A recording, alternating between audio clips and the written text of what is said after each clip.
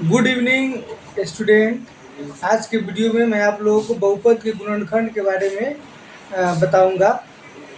तो देखिए, ये है बहुपद के गुणनखंड, है ना। तो पिछला वीडियो में हम बहुपद के बारे में बताए होंगे, फिर भी हम अभी चर्चा कर दे रहे हैं बहुपद।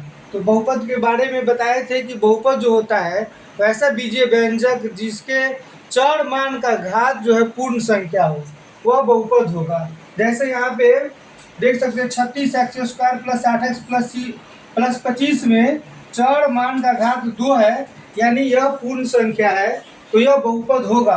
9x² माइनस 24x प्लस 16 में जो है चर मान का घात क्या है, 2 है, 2 पूर्ण संख्या है, इसलिए बहुपद होगा।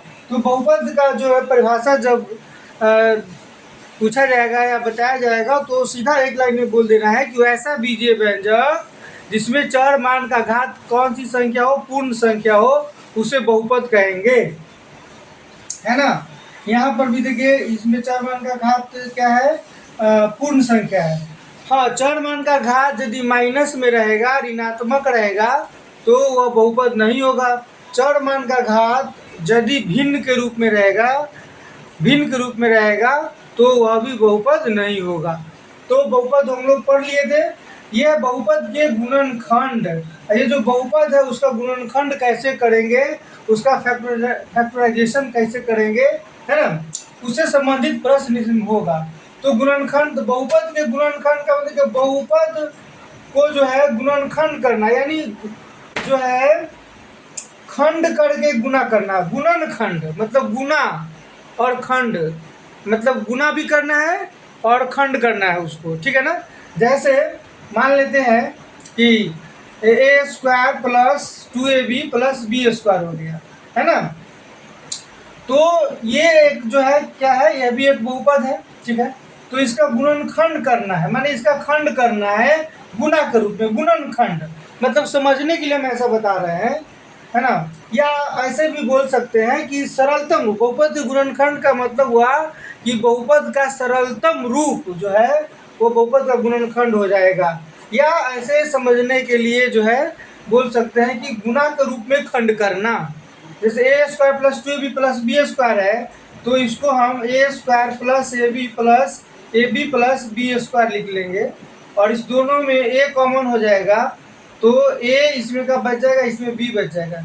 इस दोनों में b कॉमन है तो a बच जाएगा और b बच जाएगा। फिर a प्लस b दोनों में कॉमन है तो a प्लस b हो गया, और इधर a प्लस b हो गया।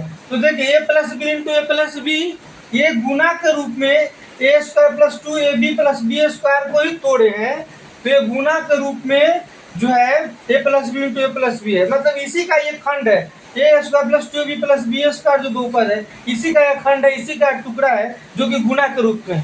इसको ऐसे भी आप समझ सकते हैं। तो बहुपद के गुणनखंड आप समझ गए, ठीक है। बहुपद के बारे में आप जान गए, बहुपद के गुणनखंड। अब ये प्रश्न बना करके आप जो है और क्लियर कर सकते हैं।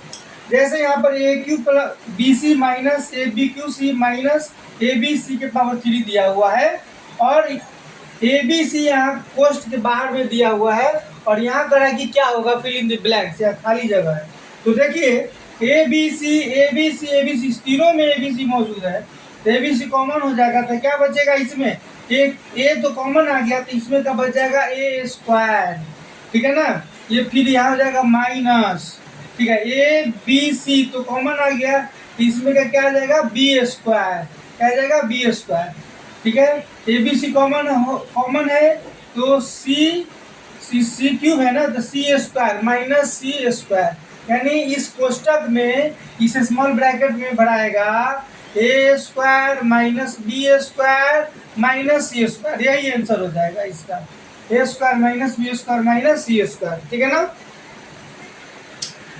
एक बार फिर से समझ ले, कॉमन का मतलब होता है कि उभयनिष्ठ। कॉमन का क्या मतलब होता है कि उभयनिष्ठ, यानी इस तीनों में abc मौजूद है, abc कॉमन ले लिए, तो क्या बच जाएगा, a² minus b² minus c² बच जाएगा, ठीक है। उसके बाद b है, एक क्लियर हो गया। b में है x into a minus b plus y into a minus b plus z into a minus b. तो यहाँ पे x plus y plus z यहाँ पे दिया हुआ है, पर एक यहाँ कोष्टक भी दे दिया और खाली स्थान दे दिया कि यहाँ पे क्या बढ़ाएगा। तो a माइनस भी देखिए, इस पद में भी a माइनस भी है, यहाँ भी a माइनस भी है और यहाँ भी a माइनस भी है। मतलब 1 2 3 तीनों पद में a माइनस भी मौजूद है। तो a माइनस भी कॉमन ले लेंगे। कॉमन का मतलब होता है उभयनिष्ठ, जो सब में मौजूद हो। तो a माइनस भी कॉमन ले लिए, a माइनस बी, क्या बच गया x plus y plus z बच गया।